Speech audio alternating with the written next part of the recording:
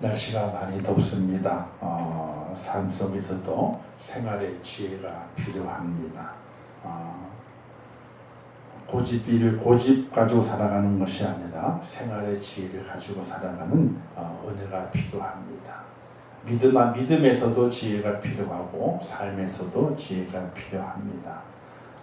좋은 지혜를 가지고 생활 속에서 어려움 당하지 않고 또 지혜를 가지고 믿음 안에서도 바르게 세워져 가는 저와 여러분 되시기를 부탁을 드리겠습니다.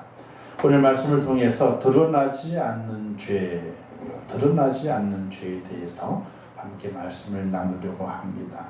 오늘의 말씀은 너무나 잘 알고 있는 사울 왕의 범죄, 하나님께서 그를 왕의 자리에서 이제는 버려야 되겠다라고 결단을 시켰던 그 죄의 사건에 대해서 말씀을 하고 있게 되죠. 저는 성경에서 가장 불행한 사람을 꼽자면은 여러 사람이 있겠지만은 사울 왕만큼 불행하겠는가 이런 생각을 가지게 됩니다. 왕이 되는 거 쉬운 거 아니거든요. 근데 왕이 되지 않습니까? 베냐민 지파 그 당시에 가장 작은 지파였습니다. 영토도 그렇게 넓지 않았습니다.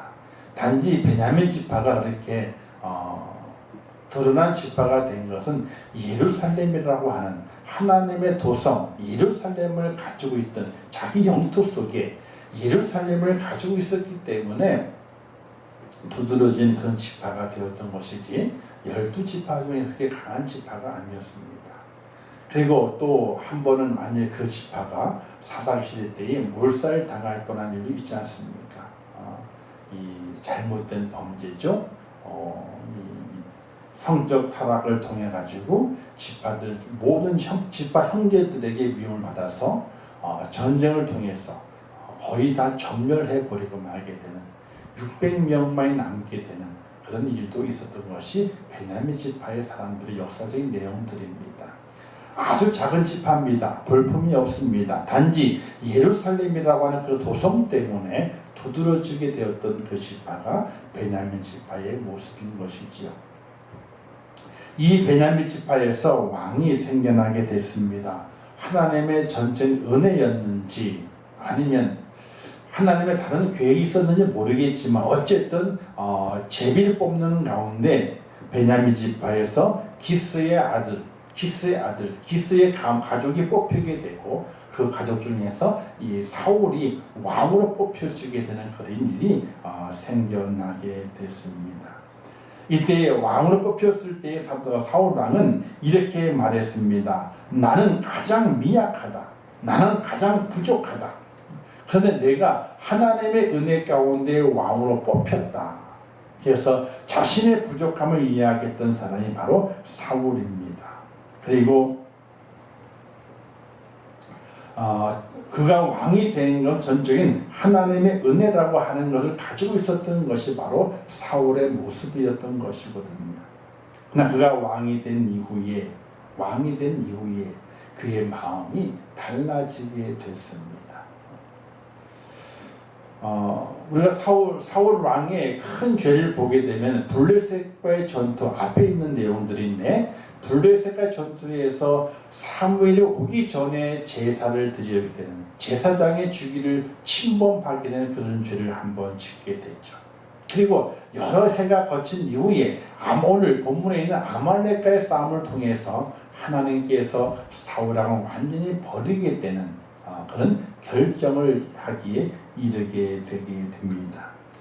오늘 우리 이 말씀을 들으면서 사울 왕이 하나님의 말씀에 그저 순종하지 않았기 때문에 왕의 자리에서 쫓겨남을 당한 것이 아닌가. 하나님의 심판으로 말미암아 그렇게 막 어렴풋이.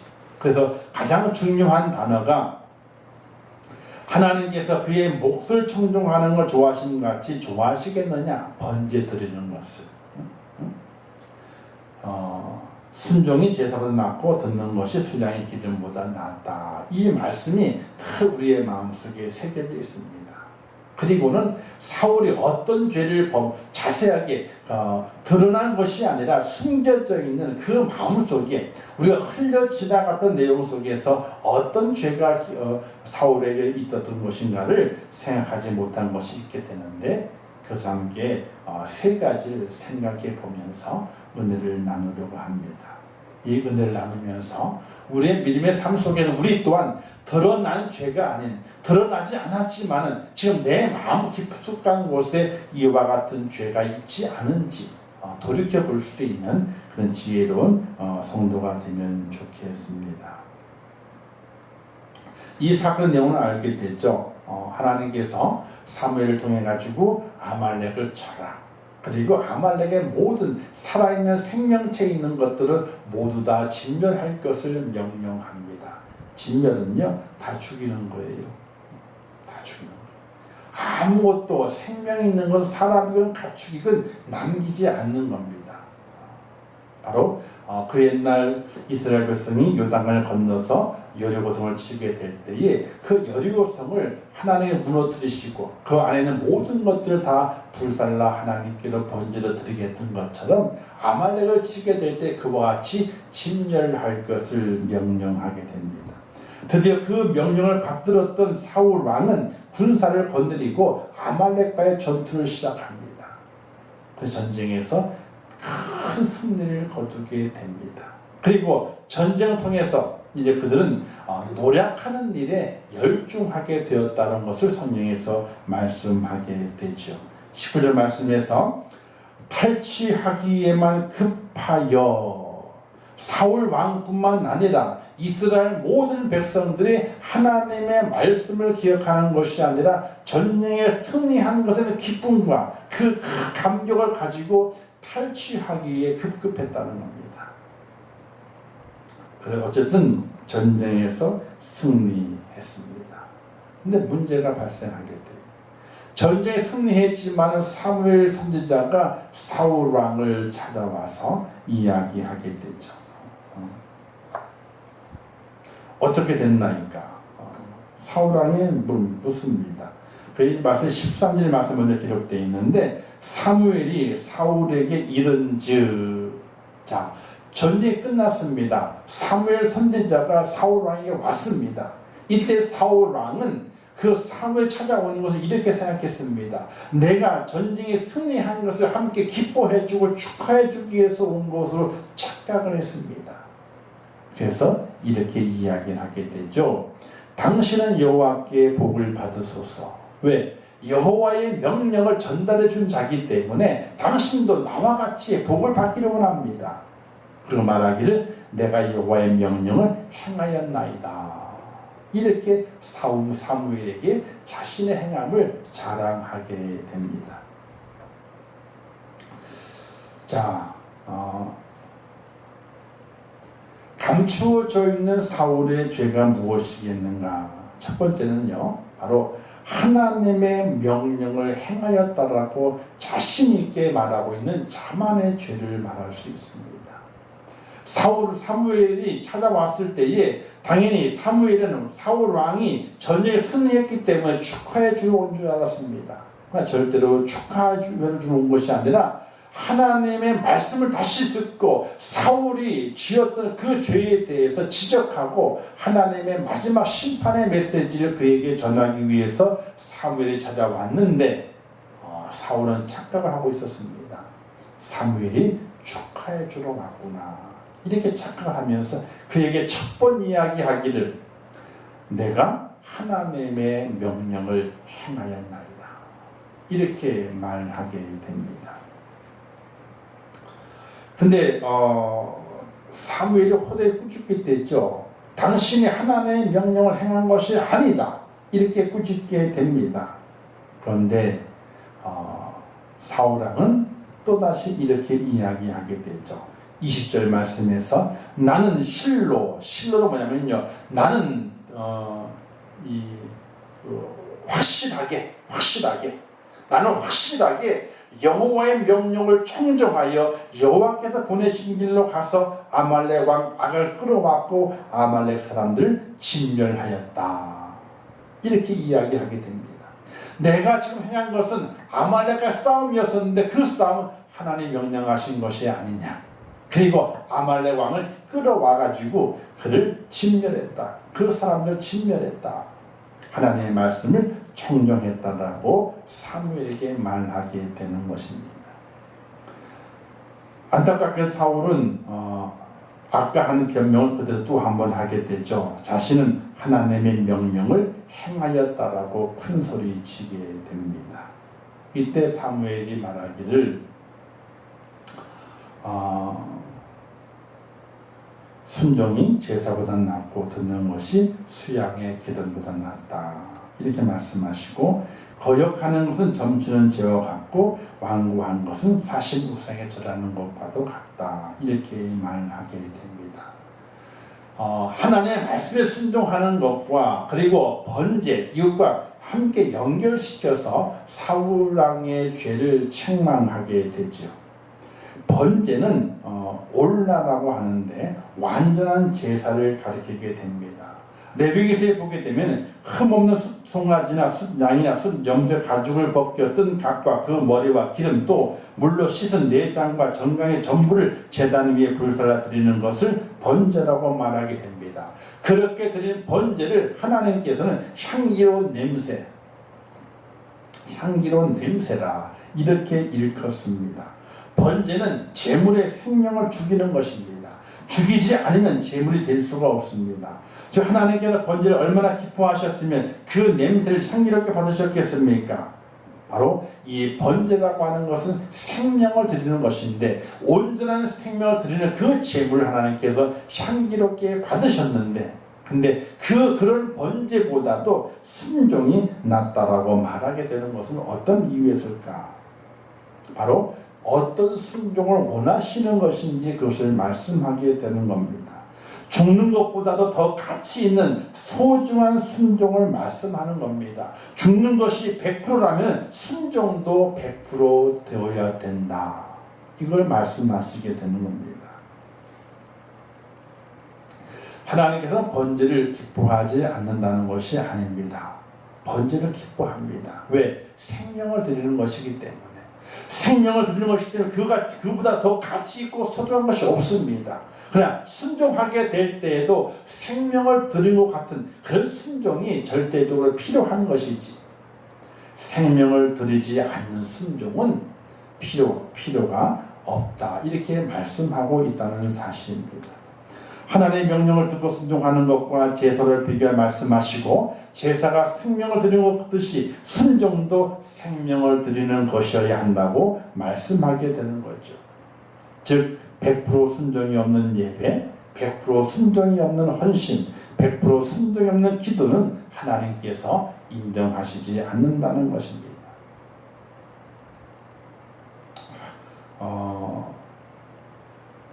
순종할 때에 100% 순종할 수 있겠느냐? 사실 100% 순종할 수 없죠.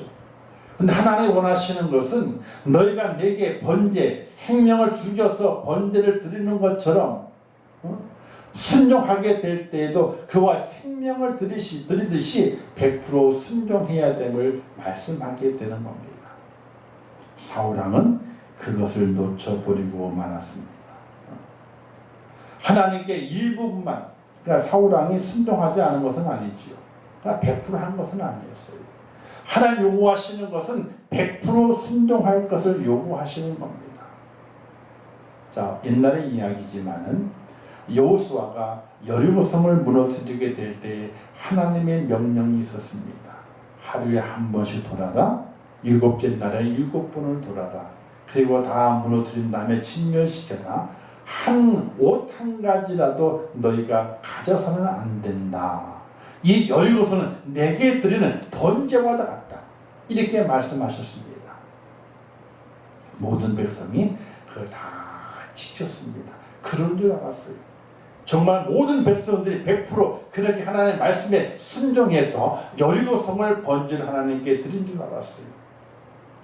그래서 신나서 그 다음에 아이성 작은 성을 치기 위해서 군사를 보냅니다.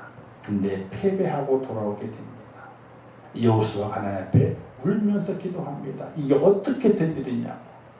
이 하나님 말씀하시게 될 때 너희 중에 범죄한 이가 있다는 것. 제비뽑기로 찾아나게 됐죠. 아간이 등장하게 됩니다. 아간이 그 죄를 토하게 됩니다. 숨겨져 있던 죄, 감춰져 있던 죄가 드러나게 됩니다. 하나님의 말씀에 100% 순종이지 못했던 것. 이스라엘 백성들 전체가 함께 순종해서 여리고성을 번제로 드렸어야 되는데, 근데 100% 순종하지 아니하고 옷 한 가지라도 숨기지 말라 그랬었는데 금덩어리와 옷 몇 벌을 숨기고 말았어요.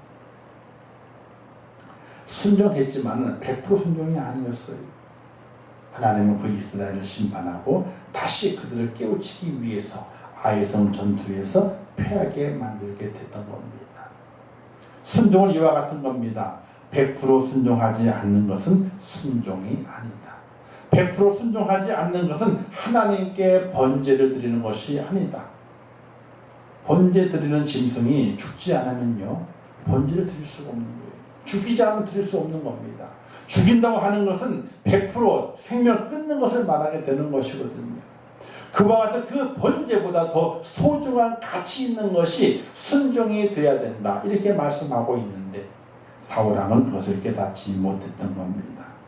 일부만 행하였지 전부를 행한 것이 아니었습니다. 번제를 바치는 양의 목숨을 100% 드려야 하나님 받으시는 향기로운 제물이 되듯이 순종도 100% 순종이어야 한다는 겁니다. 사울왕은 100% 순종이 아님에도 다 행하였다라고 하나님께 고했습니다. 하나님의 종이요, 하나님께서 내게 명하신 것을 내가 다 행하였나이다. 2번씩이나 그렇게 이야기를 했습니다. 위선과 자만의 죄. 100% 순종하지 않았음에도 불구하고 순종했다라고 고한 위선과 자만의 죄가 감추어져 있는 겁니다. 하나님은 그걸 싫어하시는 겁니다. 두 번째 어떤 죄냐? 사울왕은 백성에게 죄를 전가시킵니다. 15절 말씀에 보고 이렇게 말씀했죠. 사울이 이르되 그것은 무리가 아말렉 사람을 끌어온 것인데 백성이 당신 하나님 여호와께 제사하려 하여 양들과 소들 중에서 가장 좋은 것을 남김이요. 내가 한 게 아니라는 거예요. 내가 한 게 아니고 지금 저 백성들이 그렇게 했다는 겁니다. 자, 왕이 사무엘을 통해서 하나님의 말씀을 들었습니다. 그 말씀은 이제 전 군사에게 아마도 전달됐을 겁니다. 자, 하나님이 명령하시기를 이 아말렉과 전투에 승리하게 하실 것이다. 그러나 이 모든 생명 있는 것들은 다 진멸하는 것이 하나님의 뜻이다라고 분명히 전달했을 겁니다. 그 전달을 받은 백성들이 전달한 것을 이행하지 않았을 때에 누가 이행을 해야 됩니까? 사울왕이 그것을 이행해야 되는 겁니다. 가져온 것들을 하나님의 제단에 있는 곳에 끌고 오는 것이 아니라 끌고 오는 가축의 소리가 났을 때 무슨 가축이냐 물어야 되고, 그것이 아각의 왕의 좋은 물건이었다면 그들 사울왕은 단칼에 그 모든 가축의 생명을 다 끊어야 되는 겁니다. 그런데 사울왕은 말하기를 그건 내가 갖고 온 게 아닙니다. 내가 갖고 온 게 아니고 이 무리들이, 당신의 백성들이 당신 하나님 여호와께 제사하기 위해서 좋은 것을 남겼다고 합니다. 그것도 2번씩이나 15절에도 있고 21절에도 있어요. 2번씩이나 내가 한 게 아닙니다. 하나님, 내가 한 게 아니고 저 백성들이 하나님께 바치기 위해서 가지고 온 겁니다. 살려준 겁니다.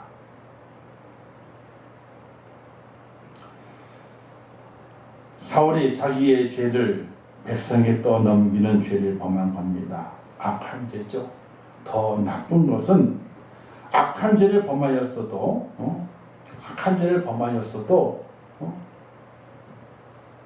자기가 용서를 구해야 되는데 저 사람 때문입니다. 저 사람 때문입니다. 죄를 전가시키는 자가 더 나쁜 겁니다. 그리고 그 죄를 전가시키게 될 때 뭐라고 전가시키게 돼요? 하나님께 제사하려고요. 하나님께 드리려고요. 이게 얼마나 큰 죄인지 우리가 깨달아 가야 되는 것입니다. 하나님께 하기 위해서 죄를 졌다. 하나님께 드리기 위해서 죄를 졌다. 하나님께 뭘 하기 위해서 내가 죄를 졌다.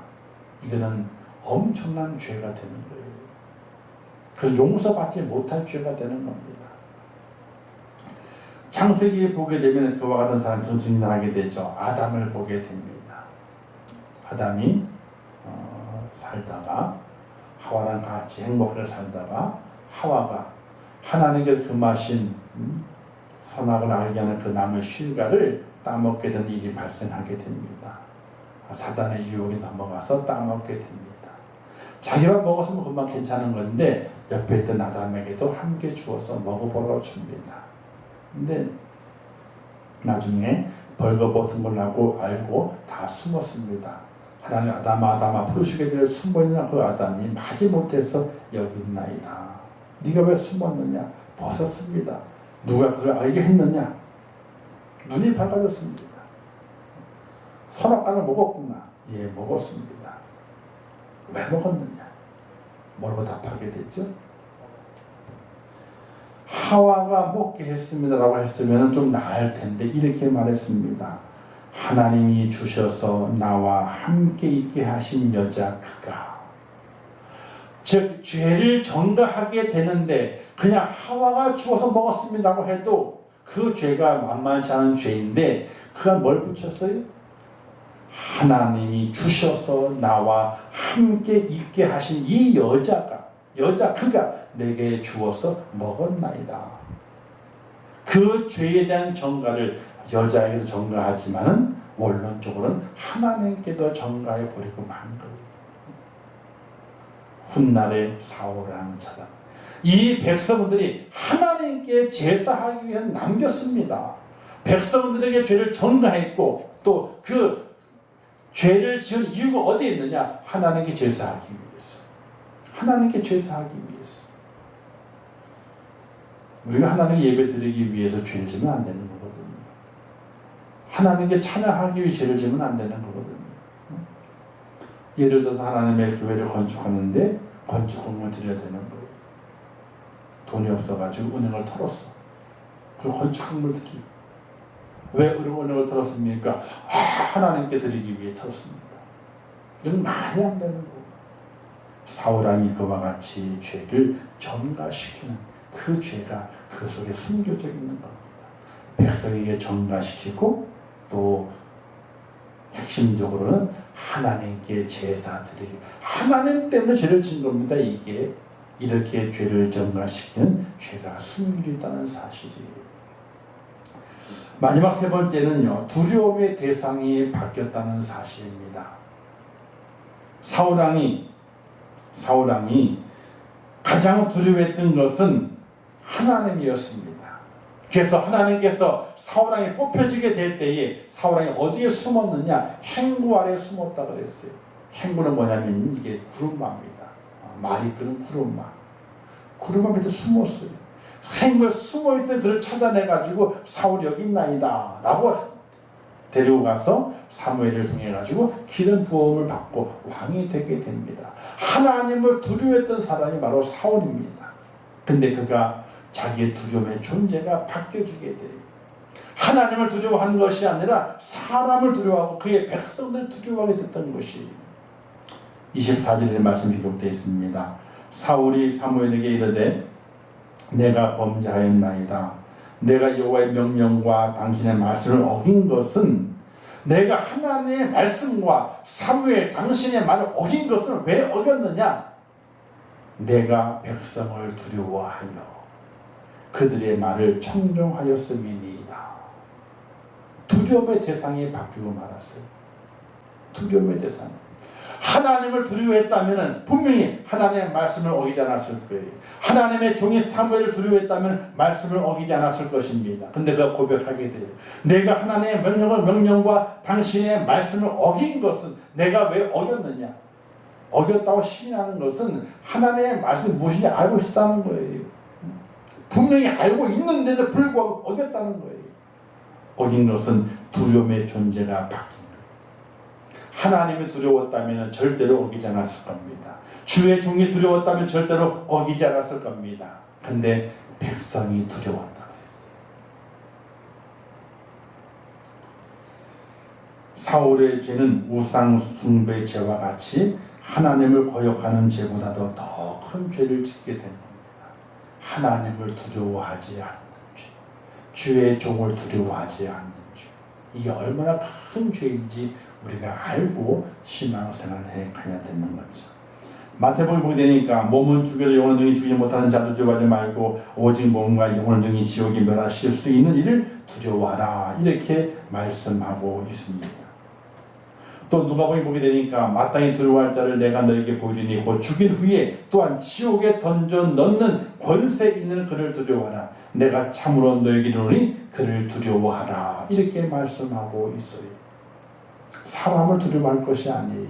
세상을 두려워할 것이 아니에요. 한번 죽는데 뭐 안 죽나요? 세상에서요? 누구나 다 죽는 거예요. 죽음의 순서가 없어요. 내가 원하는 때 죽을 수가 없어요. 어떤 분은 그러더라고요. 나는 꽃피는 봄날에 죽고 싶대. 왜? 날이 따뜻해지니까. 무더운 여름 날은 죽고 싶지 않다는 거예요. 또 추운 겨울은 죽고 싶지 않다는 거예요. 또 가을에도 안 죽고 싶대. 왜? 가을은 쓸쓸하대나. 낙엽이 떨어지게 돼 쓸쓸하대. 화려하지만 쓸쓸하대. 나는 그래서 봄에 죽고 싶노라, 이렇게 말한다는 거예요. 과연 그렇게 될 수 있을까요? 그렇게 될 수 없습니다. 그러나 사람은 언젠가는 한번 죽습니다. 죽음이 끝이라면 아무 두려움이 없겠죠. 왜? 다 같이 죽으니까. 그러나 죽음 이유가 또 다시 있습니다. 곧 죽인 후에 지옥에 던져 넣는 권세 있는 그를 두려워하라. 내가 참으로 너에게 이르노니 그를 두려워하라, 이렇게 주님께서 말씀하시고 있는 것이거든요. 출애굽기 보게 되면요, 7번째 우박을 내리게 될 때에 애굽 백성들 가운데서도 자기들의 종들 가축들을 집으로 숨어라, 집으로 들어와라, 이렇게 옮긴 자가 다들 있어서 그들의 가축에 살고 종들이 산 내용이 있어요. 출애굽 9장 20절 말씀 보게 되니까 바로의 신하 중에 여호와의 말씀을 두려워하는 자들은 그 종들과 가축을 집으로 피하여 들였으나 그렇지 못한 자들은 들에서 다 죽임을 당했다, 이런 내용이 있어요. 하나님을 두려워하게 되면 사는 역사가 있는데 하나님을 두려워하지 않으면 살지 못합니다.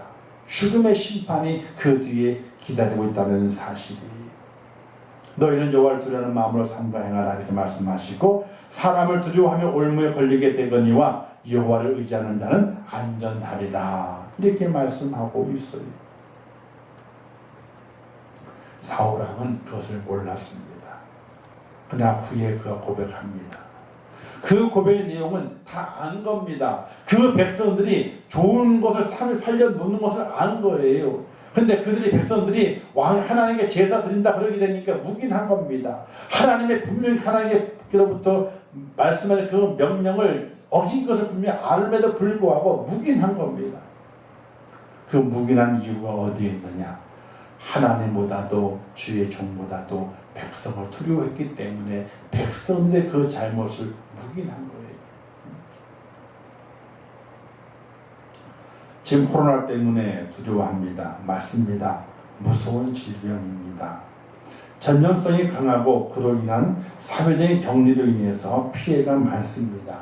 건강이 나빠지게 되죠. 물질적 손해를 보게 됩니다.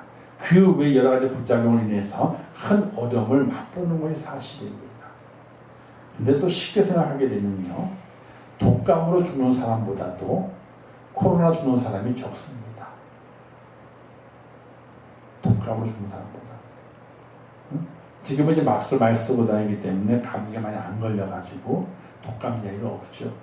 그러나 한 해 그 전년도를 보게 되면은 독감으로 죽는 사람의 숫자가 엄청나게 더 많아요. 자, 코로나가 두렵습니다. 자, 무서운 질병도 합니다. 전염성이 강해서 주변 모든 사람들 격리시킵니다. 이 격리되는 것 때문에 더 무섭고 힘든 거예요. 그러나 이 코로나보다도 하나님을 두려워할 수 있어야 됩니다. 지금 기독교가 코가 깼습니다. 예배를 중단하고 대면 예배를 중단하면서 이제는 코가 낀 겁니다. 성도들도 하나님을 두려워하지 않아요. 예배를 잘 드려야 된다는 그 사실 앞에서 그 마음이 요동을 쳐야 되는데 아무런 감흥이 없어요. 예배를 안 드려도 아무 상관없어요. 평신도도 그렇고 직분자들도 그렇고 예배를 안 드려도 아무런 감흥이 없어요. 죄송한 마음도 없고 두렵고 떨림도 없어요. 왜? 코로나 때문에. 코로나 때문인데. 나는 드리고 싶지만 코로나 때문에 지금 안 드린다는 거예요. 두려움이 없어요. 세상은 두려워하고 사람은 두려워하고 삶의 어려움은 두려워하지만 하나님을 두려워하는 마음이 다 없어져 버리고 말았어요. 사랑하는 성도 여러분, 우리는 세상보다도 사람보다도 코로나보다도 하나님을 두려워할 수 있어야 됩니다. 왜?